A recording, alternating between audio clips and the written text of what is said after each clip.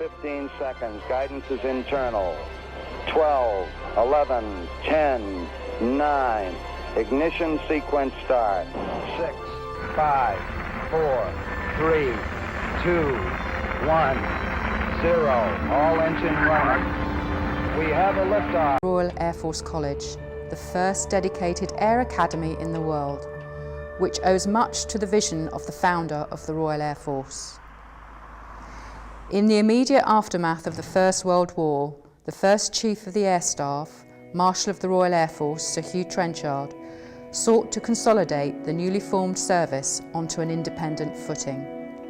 Trenchard proposed the formation of the college, and the first cadets began training at Cranwell in 1920, though the foundations for College Hall were not laid until 1929. His Royal Highness the Prince of Wales, later King Edward VIII, officially opened the college on the 11th of October 1934. The routine was very much as Trenchard had established it. Drill, sports and flying were preeminent, with a relatively undemanding academic syllabus. By 1939, 1,000 officers had passed out of Cranwell into the Royal Air Force as storm clouds of war gathered. They were some of the few, including the legendary Douglas Bader, and they will never be forgotten. You chaps think, because of the way people have written and built it up and so on, that a fighter pilot was absolutely non-stop in the air, you know, for 18 hours a day doing ballet. This is not so. You spent probably 3 or 4 or 5 hours in the air in intervals of an hour at a time or an hour and a half. Tremendous exhilaration, you know, tremendous excitement, and then you sat out there in the sunshine eating or drinking tea or coffee or something, or playing the gramophone, the ones used to wind up, you know, playing cards. Long hours of boredom interspersed with hours or minutes of tremendous exhilaration.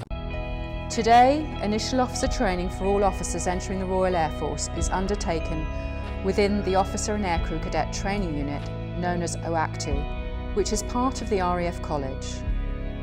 The ethos of the initial officer training course embraces the military mindset and develops skills to support the role of a warfighting specialist. As in the 1930s, there is still plenty of drill, sport and adventurous training.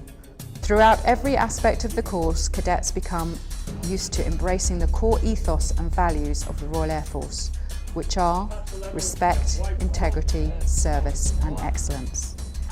The course is very challenging but equally rewarding and takes a new cadet from the basics of militarization through an exponential journey which prepares them for the transition from cadet to junior officer.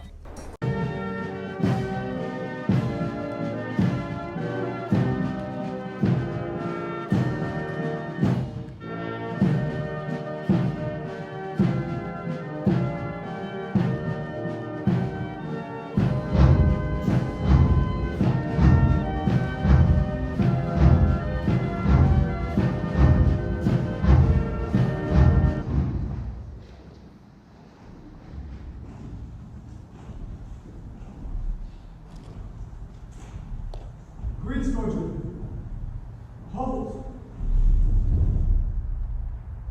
In words, turn.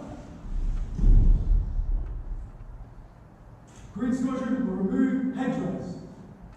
Remove hedgerows. 3 cheers for the graduating officers. Hip hip. Hooray!